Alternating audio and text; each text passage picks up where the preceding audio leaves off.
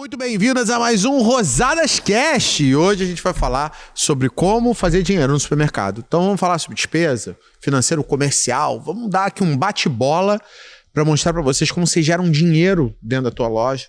Dinheiro que você não tá olhando e que você pode ir lá espremer um pouquinho a laranja e sair um suquinho maior. E comigo aqui como convidado, nosso querido aqui, CEO do nosso grupo de educação e também nosso sócio, Jameli Matos. Obrigado, Leandro. Sempre mantendo aquela regra, né? A gente tem sempre uma regra número 1, né? Que é nunca perca dinheiro, né? E a nossa regra número 2 é que você nunca esqueça da regra número 1. É isso aí. Entendeu? Essa é a fórmula para você nunca deixar de ganhar dinheiro. E supermercado, né, é um ambiente onde você pode ganhar dinheiro, mas onde também é um ambiente muito propício a ter várias torneirinhas abertas, né? E aí, quando você falou comigo, que a gente falei, cara, Leandro, é muita coisa, a gente pode conversar sobre custos, estrutura de custos, como o financeiro pode ajudar o comercial, alguns pontos cegos que a gente vê dentro da loja, mas que basicamente eles se transformam em perda de dinheiro para o supermercado, ou se a gente conseguir fechar essas torneirinhas, elas vão nos ajudar a fazer sobrar dinheiro todo mês, né? E aí, eu sempre falo isso, né? A gente sempre tem que a primeira coisa que a gente tem que olhar, né, que é onde mais circula dinheiro, é nas nossas compras, né? E você tem que ter um orçamento de compras, né? Você tem que fazer um acompanhamento. Só que o que eu vejo muito em nossos clientes, né? Estou fazendo aqui a meia-culpa, né? Não existe uma integração entre financeiro e comercial. Então, normalmente eles caem na porrada, essa integração que existe. Então, normalmente o financeiro chega, né, já com uma porrada de boleto na mão, esfrega na mão do comercial, aqui ó, um montão de boleto para pagar. E aí, às vezes o comercial fala, mas se eu não comprar, vai dar ruptura na loja, vai vender menos, né? E você gera um embate, né? E quando a gente fala comercial, tô falando da equipe de compras que você tem dentro da tua loja, tá? E aí, às vezes é o próprio dono também que ajuda ou não ajuda, né? Isso. E aí hoje, uma das coisas que eu gostaria de trazer é justamente a necessidade, como a gente sempre fala, né? Cresci, e aí, né? Então, você cresceu, você tem que começar a criar processos que permitam que o financeiro ajude o comercial ajude o financeiro. Né? No sentido mais literal da palavra, existem sistemas hoje, mas a gente vai falar rapidamente, porque nem todo mundo tem sistema. Tem sistema hoje que quando o comprador termina de digitar o pedido, e é a importância de digitar um pedido, o sistema ele já vê a data que vai cair o pedido, a data prevista, vai lá no caixa da empresa, no fluxo de caixa da empresa, e já avisa que naquele dinheiro vai ter ou não vai ter dinheiro para pagar aquele boleto. E aí o comprador pode fazer uma negociação de prazo diferente. Mas quando não existe isso, a gente também tem uma solução, né? E eu sempre costumo dizer que o financeiro ele ajuda o comercial e vice-versa, quando o financeiro ele começa não a cobrar, mas a mostrar as demandas de caixa da empresa, né? Ou seja, cabe ao financeiro chegar para o comercial, olha só, a gente tem X para pagar, eu sei que você tem que comprar, ok. Olha, você tem que comprar 500 mil, ok, mas eu só estou te avisando que nessa semana eu tenho 400 mil para pagar. Será que você consegue só comprar 100 mil para dentro dessa semana e os outros 400? Você negocia a prazo? Você consegue fracionar esse pedido para que o nosso caixa não fique apertado?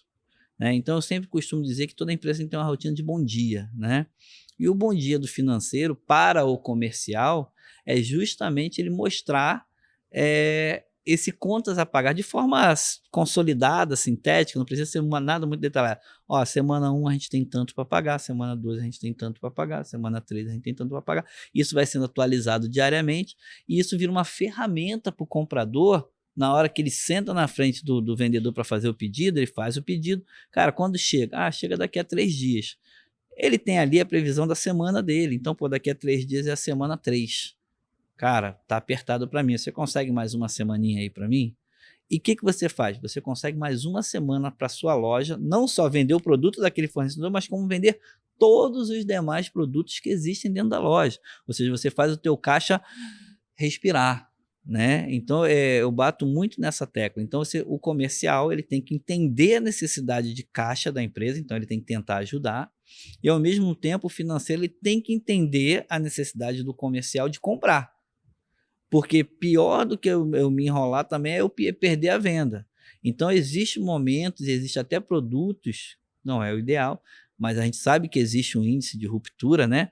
Então, existem momentos que vai haver ruptura na loja, pode ser uma ruptura operacional, o Nescau está lá atrás do papel higiênico, ninguém viu, né? Ninguém sabe, mas tem que ser corrigido, né? É uma ruptura operacional, mas vão existir rupturas porque o fornecedor não entregou, né? O pedido veio quebrado, veio pela metade, mas o comercial ele tem que comprar para abastecer a loja para que a gente possa vender. Sim. Né? Se eu gerar uma ruptura muito alta, você cansou de ver isso nas nossas idas e vindas aí a cliente, a gente vê cliente com ruptura de 1 milhão, vendendo 1 milhão com ruptura de 100 mil, quase 10% da venda que o cara perdeu dentro de um mês, porque não tinha alguns produtos, às vezes da curva A, né? Ah, mas por que não comprou? Ah, não, porque o financeiro falou que tinha muito boleto para pagar. Ok, então tem que existir um intercâmbio, né, entre os departamentos para que eles possam conversar. Né? E aí, normalmente, o que eu falo, o bom do número nesse aspecto é esse, ele é frio. Eu não vou chegar lá e não vou esfregar o boleto na cara do comprador. E nem o comprador vai esfregar a ruptura na cara do financeiro. Olha só, a gente tem 2 números para eles se casarem. Um número é o teu orçamento de compra, que você tem que comprar para a loja não deixar de ter produto. Outro número é o boleto que eu tenho para pagar, que sai do caixa da empresa. Né? Se eu caso esses 2 números, eu gero, em média, de 2 a 5% de dinheiro que fica no meu caixa. Sim, exatamente. Entendeu? E aí, o que acontece? A gente está falando de 2 a 5% que fica dentro da casa. Ah, Jean, mas e se eu comprar demais, está fora da casa? Não, mas está imobilizado. E aí, se você precisar desse dinheiro, você não tem. Fato, né? Normal. Entendeu? Então, o primeiro conselho, quer que sobre dinheiro? Faz o financeiro conversar com o comercial. Vai começar a sobrar dinheiro. Até porque toda vez que você faz negociação no comercial, o que as empresas não fazem é você tem que gerar um contas a receber para o financeiro cobrar, que, por exemplo, sei lá, tem uma bonificação para receber, conferir se teve. Porque senão isso fica ao léu, né? Isso fica ao vento. Você negociou que te teria um desconto financeiro em boleto. Aí o financeiro tem que conferir para ver se veio o desconto.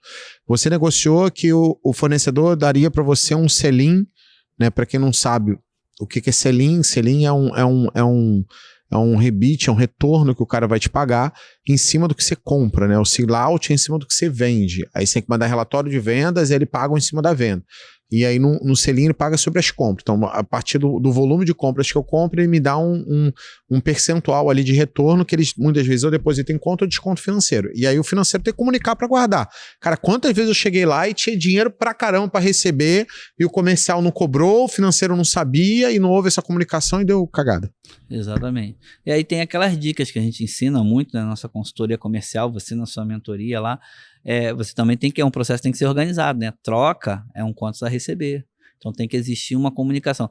Troca, ela tem que ficar na cara do vendedor quando ele chega para negociar, para ele saber que existe uma troca a ser feita. Ele vai olhar ali, essa troca aqui é minha, Leandro não vai nem querer me dar o pedido hoje porque eu tenho troca para fazer. Né? A gente entrou num cliente que vendia um pouco mais de 1 milhão, né? A primeira nota dele para dar baixa das trocas foi de 76 mil reais, entendeu? Coisa assim, né? Então é coisa do outro mundo, era quase 20% da venda do cara. É isso. Entendeu? Então o que acontece? A gente tem uma quantidade de informação que se perde ali. Então a primeira dica para quem quer começar a sobrar dinheiro, né? Respeitando ali, coloca o financeiro para conversar com o comercial. Sugestão minha, uma vez por semana, reuniãozinha de 30 minutos, deixa só o financeiro mostrar a previsão de fluxo de caixa, não precisa ser detalhado não. Pessoal, o número macro, nós temos 1 milhão para pagar esse mês. Quanto é o orçamento de compra? 1 milhão, aqui compra tudo para o mês que vem. Acabou. Quando chegar no final do mês vai sobrar dinheiro. Vai, é isso. Entendeu? Então assim, faça uma reunião de alinhamento. Eu normalmente, ou você faz sexta-feira no final do dia, ou você faz segunda de manhã para você analisar a semana que passou, né? E aí você vai trabalhando por semana. E aí fica fácil para o comprador também organizar a agenda de compra deles. Porque se você faz ele para trabalhar na semana, a maioria dos nossos fornecedores a gente compra para entregas semanais. Ambev entrega semanal, BRF entrega semanal, Coca-Cola entrega semanal, o Boi, dependendo do lugar, entrega no outro dia. o Ceasa ou vai todo dia, ou recebe 2 vezes por semana, ou recebe 1 vez por semana. Ou seja, dá para você ajustar, né, o seu calendário dentro da semana. Se ele vê que vai ultrapassar muito, ele consegue jogar para outra semana. E aí, fluxo de caixa aliviado, né? Então, é muito importante que você tenha essa comunicação. Isso é a primeira dica que a gente tem e talvez uma que vai resolver 80%, 85% do teu problema de grana, você resolve ali. Talvez até 90%, dependendo do supermercado, né? E aí depois, né, a segunda tarefa que você tem que fazer é você ter um fechamento financeiro mensal. Não é opcional, pessoal. Você tem que fazer um fechamento financeiro mensal. É isso. Senão você vai estar sempre vivendo um achismo. Teve lucro? Acho que tive. Mas sobrou dinheiro? Acho que sobrou. Né? Aí às vezes você confunde lucro com saldo. Ah, mas eu tô pagando aí uns investimentos, aí por isso tá sobrando dinheiro. Aí normalmente para de pagar o investimento e não aparece dinheiro nenhum. Não aparece. Ah, não, é porque eu tô pagando a reforma da loja, porque tudo isso tem que ser medido. Tá? É o que eu falo. Vamos sair da idade adolescente para a idade adulta. Idade adulta, né, como o Leandro fala, né, não é fazer o que eu quero, né, é fazer o que tem que ser feito. É isso. E o fechamento financeiro é o que tem que ser feito. Ele pode ser feito, tem a forma contábil, tudo bem, é a sua contabilidade que vai mandar para você, mas você tem o que a gente chama de gerencial, DRE gerencial, fluxo de caixa gerencial, que você vai organizar sistemicamente ou através de uma planilha. No Impulso tem planilha, né? Aí, se tiver que implementar o plano de contas no sistema, também dá. A maioria dos sistemas hoje atende. Mas por quê? Porque depois de você ajustar o seu compra e venda, quando eu falo compra e venda, é realmente o compra e venda do comercial com o financeiro, você já vai dar uma respirada no teu fluxo de caixa. E aí você tem que o quê? Para dentro da sua operação, para você ver. Por exemplo, eu fiz um fechamento essa semana, eu fiquei impactado. E olha que é difícil ter alguma coisa me impactar, né? Quando eu cheguei na rubrica de rescisão de contrato, simplesmente, tá, o aluno ele teve 1,7% do faturamento dele em rescisões. Aí quebra, né, cara? Se dá 5 no final, o cara tem 1,4, a gente tá falando de quase 30% do lucro do cara saindo disso aí. Exatamente. E aí vem a pergunta, por que teve essa rescisão toda? Foi o quê? Revolução em massa? Todo mundo, sei lá, era uma quadrilha que tinha dentro do mercado? Não sei. Mas é um índice que tem que ser visto. Né? Se eu estou com um índice de rescisão muito alto, o meu turnover está sendo muito alto. E aí, assim, porque tem vários tipos de rescisão. Tem rescisões que são menos custosas a você e tem rescisões que são mais custosas. Perfeito. Né? Então, normalmente, quando o funcionário pede seu desligamento, é uma rescisão, vamos dizer, mais simples e mais barata, né? De fato, né? Agora, se você está precisando mandar embora e com todo o ônus, né, de despedir o cliente, o aluno, então o que está acontecendo? Tem algum problema. Ou com a sua contratação, ou com o seu ambiente de trabalho, ou com as pessoas que estão trabalhando. Então, você tem que ficar de olho muito, muito aberto em coisas na área de departamento pessoal, né? O turnover, ou seja, rescisões, hora extra, né? Às vezes, um ajuste de escala já diminui o número de horas extras.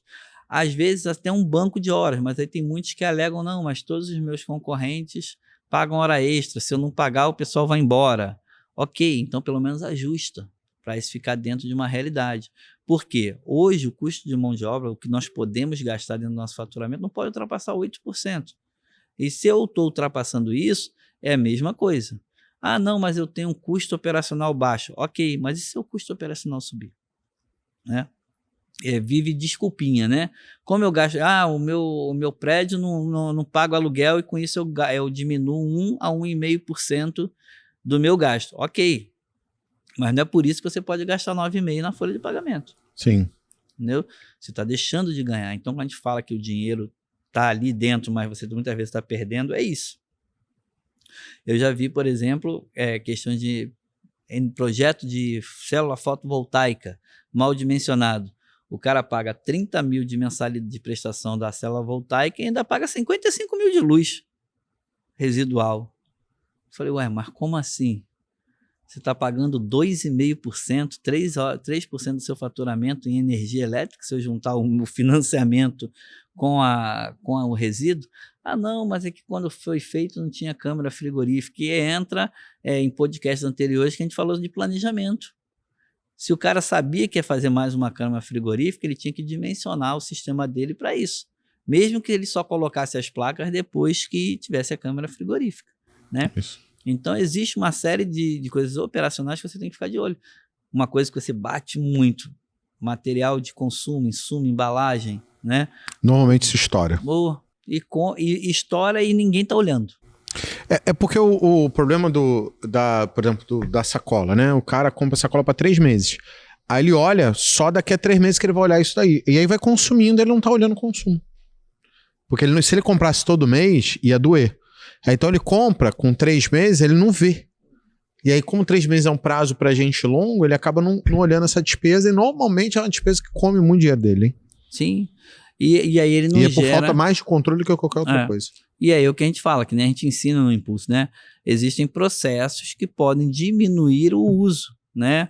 Vamos dizer assim, o uso correto, o uso consciente, né? Da distribuição de sacolas. Existem alguns municípios que você até cobra sacola menos mal, né? Mas a maioria, a sacola é dada. É isso. E aí isso é custo para você. Se é custo para você, você tem que controlar, né? Eu já vi pessoal acabar de tirar um fardo de bandeja, cair 2, 3 bandejas, o cara pisar em cima e seguir o caminho. Né? Direto. Pegar a bandeja e botar na câmera frigorífica e usá-la para fazer anotação com caneta piloto. Entendeu? Aí tu pega a bandeja B1, B2, uma pancada de coisa. Uma coisa simples, a bobina estrela lá pro hortifruti. Cara, papel acoplado. Eu tenho que botar o saco grande do lado do dente de alho? Será que alguém vai usar um saco desse tamanho para botar 5 dentes de alho? Não vai. Eu não posso ter um processo para botar um saco um pouco menor, porque quando chega na hora de comprar, ninguém te fala. Tu vai comprar PMG. E às vezes tu tá cheio de G ainda, ou tá cheio de M ainda, tá cheio... E aí vai cada vez aumentando mais e sem controle. E você não tem tempo para fazer esse controle, né? Só que isso come 20, 30% do lucro do cara na última linha. Exatamente, porque se você pode gastar 0,5% com isso, daqui a pouco tu tá gastando 0,70%, 0,89%, 1%. E aí é o que a gente fala que é o seu dinheiro, é um ponto cego, que se você não tem o gerencial, o seu fechamento para ver esse número, você nunca vai saber. Não vai saber. E não vai mesmo, não. E ó, deixa eu falar uma coisa que também sai muito do radar do pessoal, que é olhar a parte de gente, né? Então, quando você tem uma loja só, você pode seguir muito bem o nosso benchmark lá, de tantos, para tal função, tantos colaboradores e tal. Mas os grandes, quando a gente pega uma rede grande, que a gente tem agora está fazendo algumas bem grandes aí, com 17, com 20 lojas, muitas vezes não é sobre seguir o benchmark do Leandro, é sobre olhar para a tua própria estrutura e fazer uma análise baseada na tua própria estrutura. Por exemplo, qual o açougue meu que vende mais? Tal. Quantos funcionários tem nesse açougue que vende mais? Se eu comparar funcionário por venda do açougue de cada loja, eu vou descobrir que tem açougues que são mais eficientes que outros.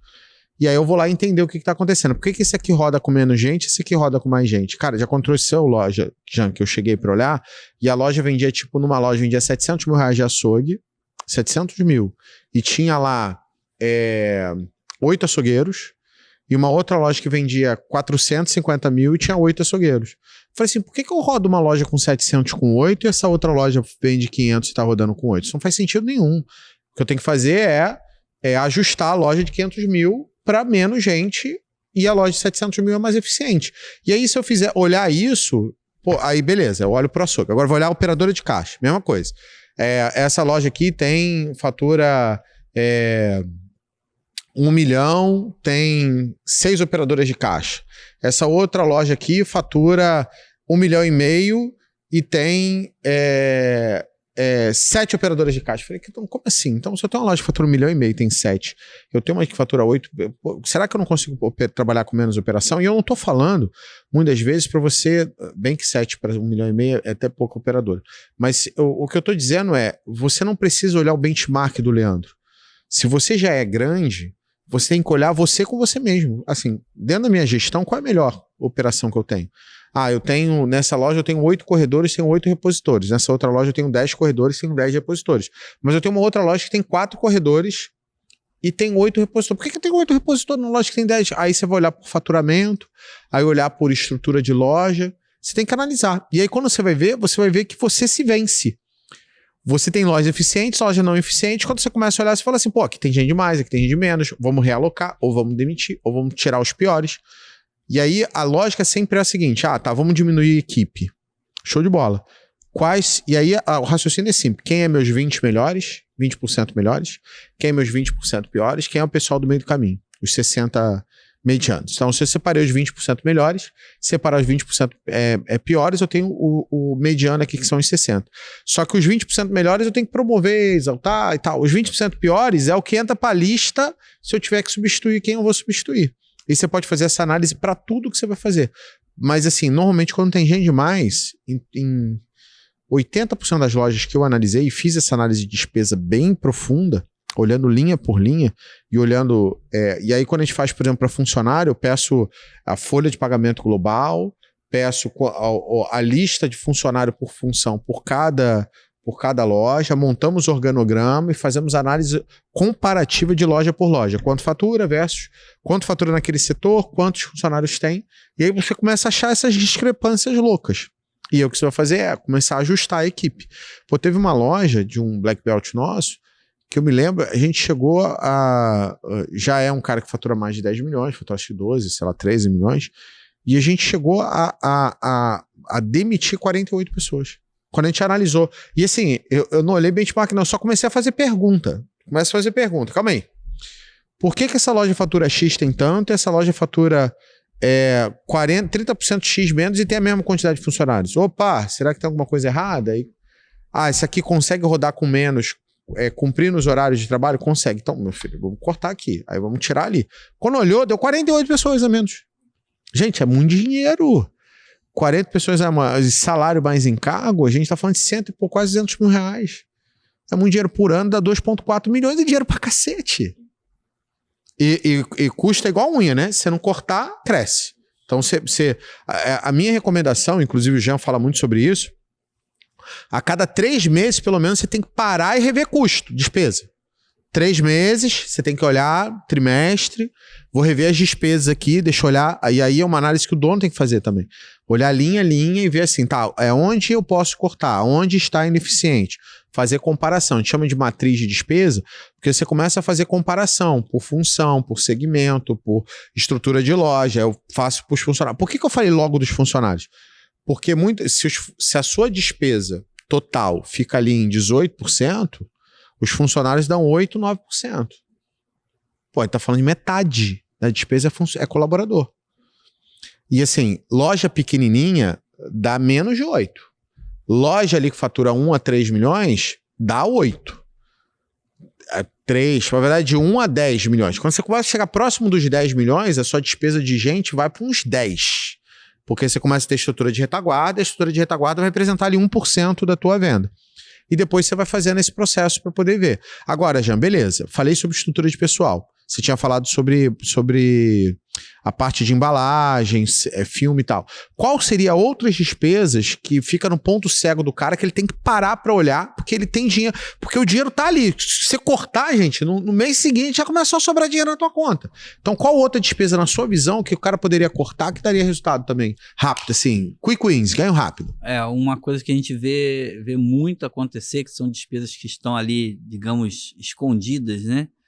São despesas bancárias e a conferência de cartão. Nossa, esse daí o dinheiro não cai, né? Você não vê, o dinheiro não cai. Exatamente. Porque tudo que você falou, ele vai fazer parte do manual de boas práticas, né? Então, a gente vai treinando a equipe, vai melhorando a equipe, a gente vai criando um manual de boas práticas. E aí você tem se você não faz a sua conciliação bancária, você tem uma série de taxas, cobranças que o banco faz e que passam totalmente desapercebidos de você. E aí, às vezes, você está pagando uma fortuna de IOF. Mas não estou pagando para o banco. Mas você está pagando por causa do banco. O banco bota o teu dinheiro em aplicação automática, só que qualquer renda fixa, de um dia para o outro, ela rende.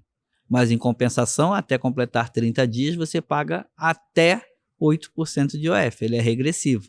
Mas se eu apliquei num dia e precisei do saldo no outro, você vai pagar.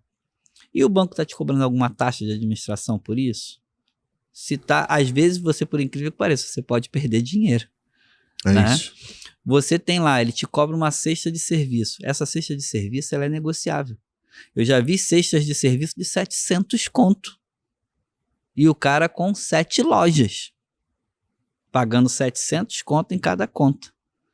Ele ligou pro gerente e essa taxa ficou em R$149. Ou seja, caiu 80%. Né? Ou seja, ele gastava 4.900 por mês e ele tinha essas contas, sei lá, 10 anos, 15 anos. Então, imagina o dinheiro que ele perdeu ali. Então, você tem que sempre estar negociando com o banco a cesta de serviço que eles te cobram. Existem atitudes simples, por exemplo, pessoa jurídica, ela paga para fazer Pix, ela paga muitas vezes para receber Pix. Então, tem como negociar? Tem banco que fala assim para você, olha, se a tua chave de Pix aqui no banco for o seu CNPJ, eu te isento por 6 meses, por 1 ano. Ok, me isenta por 6 meses, daqui a 6 meses eu negocio de novo. Né? É isso. Então, o banco e a adquirência de cartão, elas são as empresas que elas confiam cegamente na sua inércia como dono de empresa. Eles acreditam que você vai ser preguiçoso de não trocar o banco ou não trocar a adquirência pelo trabalho que dá. E aí você perde muito dinheiro. A gente na consultoria financeira da quarta-feira, não sei quando vai ser, a gente estava falando sobre isso. Eu abri, né, uma plataforma de conciliação de cartão que nós temos, né? Tipo assim, usei um cliente como exemplo. Taxa do voucher, 14%. Ele falou, como assim, João? Eu falei, 14%. Tá aqui, ó, taxa aplicada. Ah, mas vamos lá, as despesas que foram compradas, taxa de antecipação, Não, João, não coloquei a taxa de antecipação. Então você vai lá e liga para a empresa. Eles estão antecipando. Porque eles estão te cobrando em vez de 6, 7, 14%. Entendeu? Ah, Jean, minha taxa no débito é 0,89%. Isso é muito comum, 0,89%. Aí tu fala, poxa, legal, 0,89%. Mas tem empresas que eles cobram uma tarifa mínima por transação. Aí tu vai lá, tu não sabe, o cara, e o pessoal passa R$2 no débito, o pessoal passa R$3 no débito, aí o cara passou R$2 no débito, vai falar, poxa, 0,89, o banco vai me descontar 0,03 centavos, né, 0,4, 0,04. Aí tu fala, tá bom, mas a tarifa mínima é 43 centavos. Aí ele gera 4 centavos e mais uma tarifa de 39 centavos. Então, naqueles R$2 que tu vendeu no débito, a taxa de cartão foi 25%. Acabou o lucro todo. Acabou, deu prejuízo. 25% não cobra o teu custo.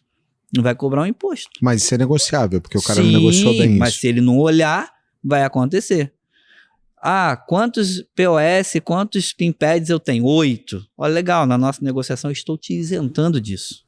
Maravilhoso. Maravilhoso. Aí tu vai lá, por uma questão legal e contábil, o cara te cobra os 8, né? E depois ele estorna o lançamento. Aí tu conta, 8 cobranças. Ué, mas só 6 estornos? Esquece os estornos, só né? 6 estornos, só 7 estornos. E ainda tem tipo assim, cobrança de POS inativo. O cara nem usa mais o POS, mas tá lá jogado na gaveta dele, ou então não foi buscar, ou ele até devolveu, como ele nunca olhou, continuou cobrando. R$147 por mês.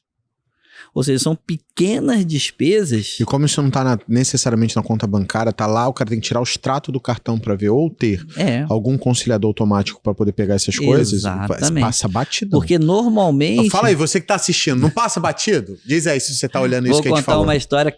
Se o aluno estiver ouvindo, ele me autorizou a contar histórias, não vou citar o nome, mas ele vai... E acontece, e aí a culpa foi do aluno, tá? Mas acontece com todos nós. Já vivenciei, pessoal, assim, de verificar 2 vezes. O aluno falou assim, Jean, eu acho que eu tô recebendo a menos. Aí ele foi lá, conferiu a Cielo, a rede, e tava mais ou menos tudo certo, né? Falou, Jean, mas eu recebia mais. Eu falei, cara, pega todas as tuas bandeiras e liga. Aí chegou uma determinada bandeira e ligou. Olha, eu não estou recebendo os depósitos de vocês. Aí a pessoa foi lá, consultou, não, olha, realmente o seu dinheiro está todo conosco. Mas por quê? Não, porque o seu domicílio bancário era no Bradesco? Era. Eu fechei a conta. Ok, o senhor não avisou a conta nova. Então a gente não pode depositar em lugar nenhum. A gente não pode depositar. Se o senhor me der o domicílio bancário, vai passar por uma validação em 48 horas na sua conta. Ele tinha 47 mil reais. Nossa! 47 mil reais. Nossa, é muito dinheiro. Papai, muito dinheiro. Ou teve uma segunda situação. E quer ser muito dinheiro parado, né? 47 mil. Sim. E no caso desse aluno, ele até não tinha um faturamento expressivo. Então, tipo assim, ele estava devendo 30 mil de boleto. Ele não estava devendo. Pra verdade, ele começou a dever porque ele não estava recebendo. Exatamente, entendeu? Ponto ceguíssimo. Nossa senhora. Teve uma segunda situação que dono, colega nosso, amigo, e dono de supermercado é legal porque é um cara muito honesto, ele tem medo de falar com as pessoas muitas vezes, né? Alguns, né? Ele falou, Jean, eu tenho que encerrar a conta, mas eu não sei como é que eu vou falar com o gerente. E eu acho que ainda tem alguma coisa em aberto lá na conta. Eu falei, não seja por isso. Eu fui lá almoçar com ele, eu falei, não seja por isso, vamos no banco, pô. Eu falo lá com o gerente, tu não quer falar? Não, porque o gerente é meu amigo, eu não quero pedir para encerrar a conta, né? O dono de mercado tem isso, né? Aí fomos lá, aí chegamos lá e eu falei com ele, cara, olha, eu tô aqui, a gente veio aqui para encerrar a conta, meu amigo tá chateado por causa disso. Ele, não, pô, imagina, não sei o que lá. Só que ele falou que tem um débito. Ele, não, pô, deixa eu ver aqui. Rapaz, ó, realmente existe um débito, algumas tarifas estavam em aberto aqui, só que tem tantos mil reais aqui, desse cartão aqui que nunca foi retirado. Aí, tipo, ele devia, sei lá, em tarifa, essas coisas, 2 mil reais. E ele tinha 16 mil reais, daquela bandeirinha que tu vende 100 prata, 200 prata por mês, tinha lá 16 mil reais. Aí o cara falou, olha, eu vou bater aqui, para onde eu transfiro o restante? Ou seja, o cara tinha dinheiro parado, uma conta aberta cobrando a ele, por isso que eu falo da conciliação bancária, uma conta que ele não usava, que estava cobrando a ele, gerando tarifa, ele recebendo o cartão e ainda assim o cartão não abatia das tarifas, ou seja, o cara estava aumentando a dívida dele com o dinheiro entrando na conta. Não, e conta aquela história que a gente, eu não sei se vocês sabem, mas em algum momento da minha vida eu decidi ter loja, né? E aí eu, diferentemente de todo mundo, abri 10 lojas, né? E depois eu vi que não era o caminho que eu tinha que fazer, né? Então isso acabou impedindo, atrasando a empresa de educação, eu decidi como propósito seguir por isso e tal. E a gente teve muita experiência, foi um baita aprendizado aí para poder trazer, inclusive, novidades para vocês. Uma das coisas que a gente viu que aconteceu com a gente, né? De ter um dinheiro desaparecido numa conta que o banco abre. Perfeito. E você não sabe dessa conta. Conta essa história aí, pessoal, poder saber. Foi bem engraçado. Eu me recordo assim claramente, porque foi uma segunda-feira. Então, segunda-feira, normalmente, né, a gente recebe os cartões de sexta, sábado, domingo. E a menina que cuidava lá do financeiro falou, seu Jean, não caiu nada na conta. Aí eu falei, mas tu já ligou lá, tu já abriu o site lá da empresa e tal? Ó, tá lá que eles pagaram. Falei, mas você já ligou? Não, já liguei. Eles falaram que pagaram. Eu falei, então você vai ligar de novo, né? E pede o comprovante, se eles têm algum comprovante que eles fizeram o repasse pro banco. Aí ela foi lá, ligou e eles mandaram lá um printzinho no e-mail e tal. Eu falei, ok, vou ligar pro gerente do banco. Liguei e falei, cara, olha só, tem aqui um depósito que não caiu na conta. Ele, não, isso não pode acontecer, é culpa da adquirência. Eu falei, não, tô aqui com o documento, eu vou te mandar para você ver. Ele, não, vou ver. Aí ele foi lá, abriu, ele, rapaz, conta tá zerada, calma aí. Aí, pula, rapaz, vocês têm uma subconta aqui, que o dinheiro tá caindo e ele não tá transferindo para a conta principal de vocês. O rapaz foi até inocente, mas tanto eu quanto o Leandro concordam com ele, que ele mandou até um print da tela do sistema do banco pra gente. Ele falou, não, tá aqui. Que tinha muito mais dinheiro do que essa cobrança de segunda-feira do Jean. E aí, o que aconteceu? Aí ele falou, não, realmente tá aqui. Aí teve aquelas explicações esfarrapadas e tal, mas o que houve de verdade, né?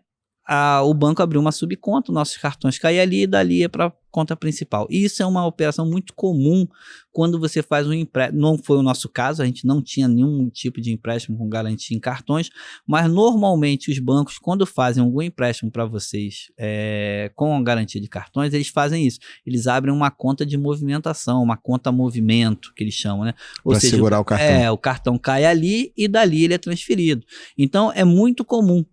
Entendeu? Ainda Só mais, que ele não te avisa ele disso não aí. te avisa. E quando você tem empréstimo, eles têm ali não vou dizer nenhum tipo de má fé, mas eu já vi acontecer muitas vezes, tipo assim, caiu 22 mil na sua conta. Eles transferem 20 mil para sua conta principal. Fica 2 mil lá.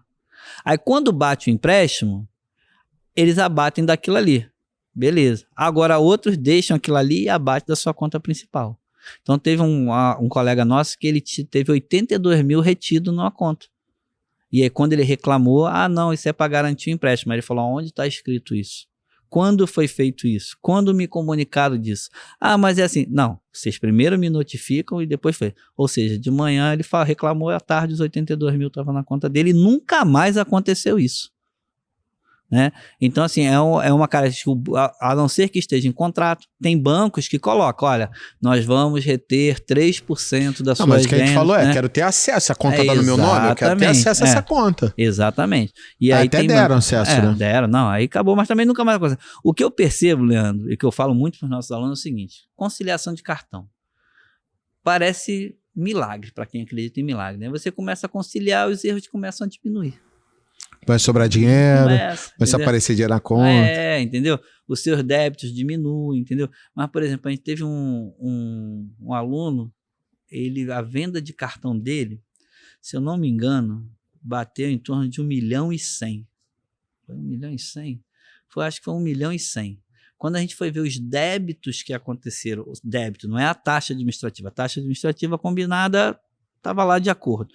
Mas os débitos que existiram na conta dele foi mais 0,60 em cima do faturamento dele em cartão. Ou seja, além da taxa, ele teve tantos débitos, milhares de taxas, que deu mais 0,64, se eu não me engano, em cima da venda dele. Ou seja, ele tinha uma taxa média de 1,5, mais 0,64 de despesas que foram compradas. Ou seja, a real dele acabava sendo 2,05. Aí o cara, tu pergunta a taxa, não, minha taxa de débito é 0,99, minha taxa de crédito é 1,49, mas no apagar das luzes, deu 2,05. Ele não confere? Exatamente. E aí, por isso, quando a gente faz o fechamento financeiro, uma das informações que a gente pede, eu não pergunto qual é a taxa, eu pergunto quanto foi descontado. E aí a gente faz a conta em cima do faturamento dele para ver se está dentro do benchmark esperado, né? É uma forma rápida de você ver se está dando merda, né? Aí depois você vai lá para Eu já peguei Cielo cobrando 17%, gente. Não, as coisas mais absurdas. Outra coisa que é uma dica. Aí ligaram, aí ele falou que teve erro sistêmico, corrigiram, mas aconteceu, pô. Não, aí vem a dica, né? Uma dica que eu sempre falo pro pessoal. Banco, cartão de crédito, é leilão. Tem que negociar. E aí, volto a dizer, eles acreditam na sua inércia. Já teve aluno nosso que tinha lá taxas muito agressivas, tipo, sei lá, débito a 0,49, crédito a 1,19, durante 12 meses. Foi o que a adquirência propôs ao cara. E durante 12 meses, a adquirência respeitou isso. No 13º mês, o débito dele foi para 1,99 e o crédito dele foi para 2,99. Ou seja, em aproximadamente 4 meses, e ele não ligou, não viu, só percebeu quando achou que estava recebendo menos, né? Que normalmente o cara só quando bate no bolso é que ele vai reparar, né? Em mais ou menos 4 meses, se você fizer a conta, eles recuperaram tudo que eles deram de benefício em 1 ano. E não tem conversa, está em contrato. Vocês vão me devolver? Não, a gente não fez nada de errado. Durante 12 meses nós cumprimos. Você não falou nada, as taxas voltaram ao normal, como reza no contrato. E o cara vai ficar puto, vai trocar de adquirência e tudo mais. Mas ela recuperou o dinheiro. Ela já, entendeu? Então é uma constante. É que nem empresa de internet, de telefonia, durante 12 meses tu paga 80 prata. Aí vai lá, 12 meses. Aí passou os 12 meses, tu paga 199. Ou seja, se tu pagou 2, 3 meses, tu pagou R$360 a mais, né, do que você pagaria se estivesse pagando os R$80. Eles já recuperaram 4 meses de promoção que eles te deram. Entendeu? Então, assim, eu falo sempre assim, dono de mercado, negociou a adquirência, a taxa de adquirência, hoje vai passar a vigorar dia 1º de setembro. Coloque na sua agenda, no Google, a Google Agenda, todo mundo tem o Google Agenda dentro do telefone, coloca um pedaço de papel colado na parte de trás da sua porta, para toda vez que você fechar a porta, você olhar, no dia 1º de agosto de 2025, eu tenho que renegociar os cartões de crédito. Ele faz isso todo ano. Todo ano, é leilão. E banco, mesma coisa, com todo respeito. É relacionamento, é isso. É e não é, né? Porque o banco é um guarda-chuva que tu usa no verão. Choveu, tu vai procurar o guarda-chuva, ele não abre. Não tá? abre mesmo, não. Então, é fato. E tá tudo bem. O banco é um negócio banco. Eu não estou dizendo que eles estão errados, não. Mas pra gente, do outro lado, é isso, né? Então, mesma coisa. Banco, o que você tem para mim aí? Eu tenho isso, isso, isso. Poxa, legal. Outro banco, o que você tem para mim? Outro banco, o que você tem para mim? Sem dizer que existem bancos excelentes para você trabalhar os seus cartões de crédito. Existem bancos excelentes para trabalhar a sua conta garantida. Existem bancos que são excelentes para empréstimos. Existem bancos que são excelentes para linhas de financiamento do governo. Então, você também tem que estar atento a isso. O banco, a princípio, ele vai sempre te dar a linha de crédito mais cara. Entendeu? Ele vive disso. Ele quer estar pensando, olhando para você, olhando para o lucro. Exatamente, ele vive disso, né? Então, o que acontece? Você sempre tem que questionar. Né? Às vezes, a gente já pediu para o aluno não assinar empréstimo, o cara dirigindo indo para o banco, né? Teve um caso de um Black Belt, tá assim, assado. Eu falei, não assina esse negócio não, não assina não. Aí ele falou, mas e aí? Não, pelo menos o cara tem que tirar isso, tem que tirar isso. Foram 3 coisas que eu falei com ele, que era sobre IOF, sobre o custo efetivo total, e foi a taxa de juros mesmo. Aí ele sei que ele, mas vou no banco. Falei, vai no banco. Em ele chegar no banco e falar tudo que eu falei pro gerente, ele conseguiu reduzir o empréstimo dele. No geral, ele vai pagar hoje pelo menos, acredito eu, uns 300 mil a menos no apagar das luzes, se ele fosse pagar do jeito que o banco fez. Entendeu? Mas quando um cara tá assessorado, dá pra gente, quando a gente tá com mentoria com ele, a gente tem proximidade para poder resolver essas coisas. Né? Eu falo. Às vezes o aluno fala assim com a gente, não, que o banco tá com uma taxa aqui excelente, 1,19, na época que tinha, né? Aí eu falo, não, pelo amor de Deus, não veja a taxa de juros. Pergunta ele quanto é o CET, o custo efetivo total da operação. E aí quando o cara vai, não, já não é 1,19, é 1,89. Entendeu? Então tudo pode ser negociado. Por exemplo, muitos bancos eles têm o que eles cobram a TAC, né? Que é a taxa de abertura de crédito ou taxa de cadastro, né? E às vezes eu já vi banco cobrar 20 mil para fazer isso. E aí tu berra, ele faz por 4. Já vi banco isentar. Não, aqui a gente cobra 6 mil, mas eu estou te isentando. Ok, mas então por que você botou que ia me cobrar 6 mil? Porque quando as pessoas não sabem, né? Cara, o dono do supermercado é muito sem informação. Nossa senhora. Porque ele cai nesses troços, porque ele não sabe, não olha, né? Quer ver uma outra coisa simples que eu já vi, mas que impacta diretamente a sua prestação, né? A parcela do empréstimo? Tem muitos...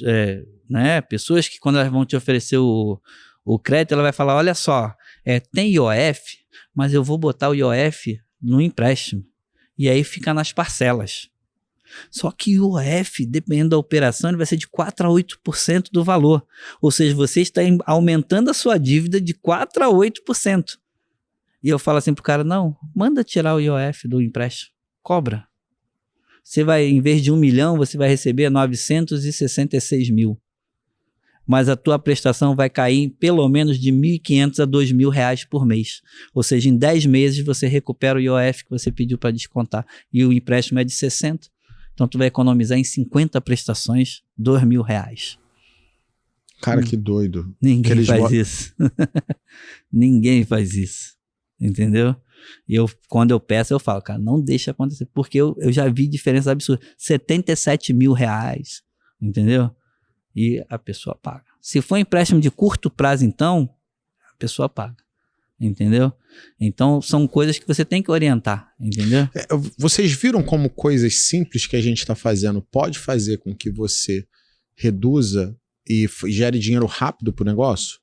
Com decisão de crédito, com decisão de olhar cartão, com reolhar a estrutura sua física, olhar algumas despesas que fogem muito. Então, a gente já passou de 40 minutos aqui de podcast. Mas é um assunto que a gente poderia ficar falando algumas horas com vocês. Mas, então, você gostaria que a gente aprofundasse mais essa questão da matriz de despesa? Ou viesse com outros assuntos que te mostrasse como gerar dinheiro rápido para a loja? Quick wins, ganho rápido para o teu negócio? Vocês gostam? Bota aqui. Eu vou fazer o seguinte, eu vou dar um presente para vocês, eu vou pedir pro meu pessoal botar um link aqui com um resumo de tudo que a gente conversou aqui para você poder baixar e já ter isso daí para poder imprimir e implementar na tua loja. Então o link vai estar aqui embaixo, você clica aqui no resumo e se você não fez isso, deixa de curtir e compartilhar esse vídeo e também se inscrever aqui no canal para você estar recebendo sempre notificação toda vez que a gente tiver vídeos como esse aqui ao vivo. Mas eu quero saber a sua opinião. Você está aplicando tudo que a gente falou? Ou parte disso? O que você tem feito para economizar custo na sua loja? Me conta aqui, eu estou bastante curioso de saber e sabe que todas as coisas que vocês perguntarem aqui a gente vai estar respondendo aqui no YouTube também, tá? Minha equipe tá lá respondendo todas as perguntas que você coloca. Então vamos para cima, muito mais longe, até o próximo Rosadas Cash! Valeu!